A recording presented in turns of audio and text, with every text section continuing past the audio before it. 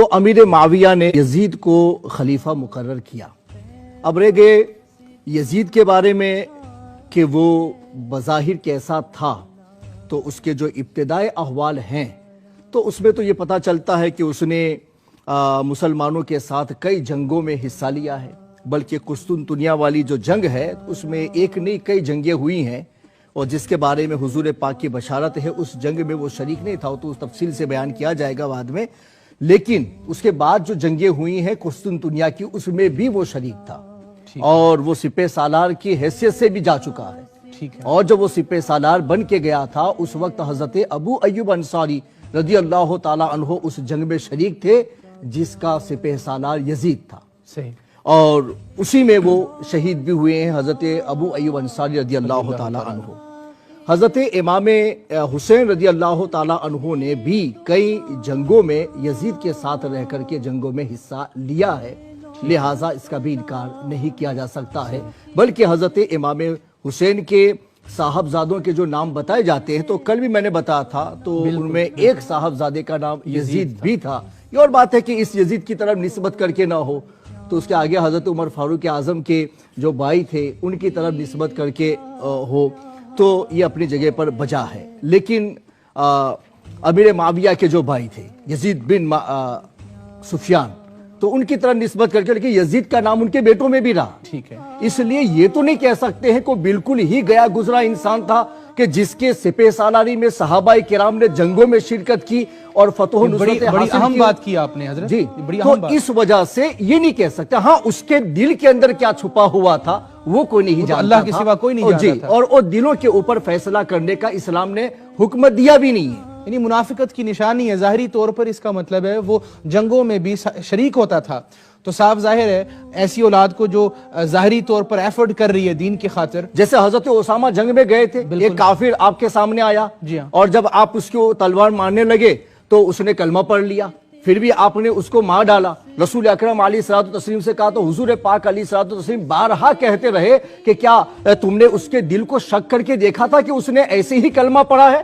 تو حضور پاک کا یہ بارہا کہنا، اس وقت حضرت اسامہ کہتے ہیں ایک کاش ابھی میں نے اسلام قبول نہ کیا ہوتا اور اس واقعے کے بعد اسلام قبول کیا ہوتا تو یہ چیز میرے ذمہ پر نہ آتی۔ اتنا حضور پاک نے ناراضگی کا اظہار کیا۔ حضور یہ فرمانا چاہتے ہیں کہ کسی پر بھی فسق کا یا اس کے شریعت مطہرہ کے اعتبار سے ناقابل قبول ہونے کا حکم لگایا جائے گا تو اس کے فسق کے ظہور کے بعد حکم ہوگا، فسق کے ظہور سے پہلے حکم نہیں لگ سکتا ہے۔ وہ باطنی باتیں تھی، اور جب فسق ظاہر ہو گیا اس کے بعد لوگوں نے بیعت نہیں کی۔ مگر جہاں تک بیعت کرنے کا سوال ہے تو امیر معاویہ نے اپنی حکومت میں اس کا اعلان کر دیا تھا، وہ مکہ و مدینہ تشریف لائے تھے، اس وقت اس کے بارے میں لوگوں سے بیعت لے رہے تھے، بہت سارے لوگوں نے بیعت کر لی تھی، اور پھر آپ کے جانے سے پہلے یعنی ان کے وصال سے پہلے بہت سارے لوگوں نے یزید کے ہاتھ پر بیعت کر لی تھی اور اس کو اپنا خلیفہ تسلیم کر لیا تھا۔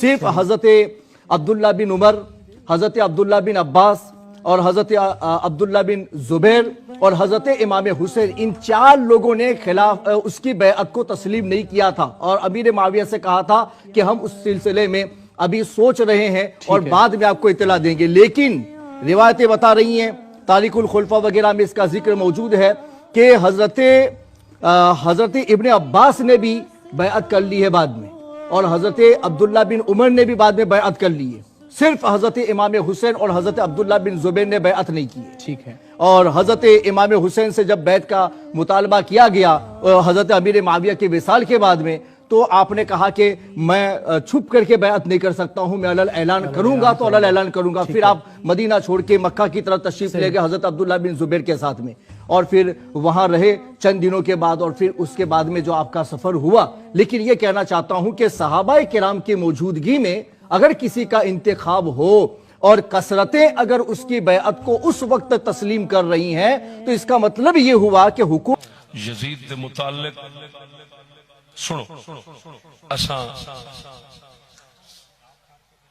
حدوں نہیں ٹپنا۔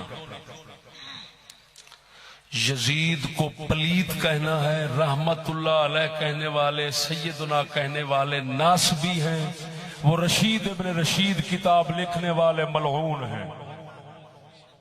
بات کو سمجھنا، حقائق کو سمجھنا چاہیے. میں جو بیان کر رہا ہوں، یزید نو چنگا کہن والے لانتی، توجہ ذرا، یعنی اس کی تمام تر یہ بدماشی کھلنے کے بعد جنہ سیدنا یزید رحمت اللہ علیہ دی کتاباں لکھنے رکھ لانا تینا کتا تینوں یہ پلیت رحمت اللہ علیہ لگتا ہے. گل سمجھ. تے جنہ یزید دی مخالفت دی آڑ صحابہ تے لعنت کیتی او بھی لعنتی. اہل سنت کا مذہب یہ ہے یزید پلیت ہے، صحابہ معاویہ سمیت پاک ہیں، اہل بیت بھی پاک ہیں.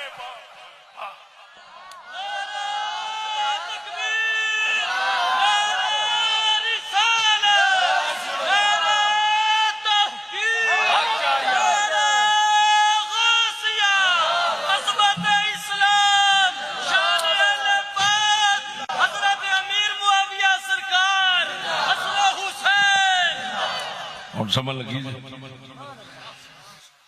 یعنی افراط و تفریط کا شکار مت ہونا، اعتدال پر رہنا ہے. یزید کی موافقت اس طرح کر جانی کہ آخر رحمت اللہ علیہ امیر المومنین، یہ ان خنزیروں کا کام ہے جن کو ناس بھی کہتے ہیں. انہوں نے کتاب رشید ابن رشید لکھی ہے، وہ ملعون ترین ٹولہ ہے. ایک وہ ہیں جو یزید کی مخالفت کی آڑ میں صحابہ پر تبرہ کرتے ہیں، حضرت معاویہ کو بھونکتے ہیں، یہ بھی لانتی ہیں. رحمتی ٹولہ کون ہے؟ سلطان باہو ورگا. وہ کی کہندے نے یزید پلیت، اے بھی پاک نے اے بھی پاک نے. میری گل نہیں سمجھا؟ یہ ساڈا مذہب ہے. اینو کہندے نے اعطاء حق، اعطاء کل ذی حق حقہ، ہر حق والے کو اس کا حق دینا. اہل بیت دا حق سی ناچیز ہو دیتا ہے، صحابہ دا حق سی ہو دیتا ہے، سیدنا معاویہ دا حق سی ہو دیتا ہے، ادھروں یزید پلیت دا حق سی یہ انہوں میں دیتا ہے. لہذا ہر ایک نو کینڈے تے رکھنا یہ ہوئی دانائی اور اہل سنت و جماعت دا دستور ہے. پروردگار عالم سونے محمد کریم دا صدقہ اس مذہب حق دے قائم و دائم فرماوے.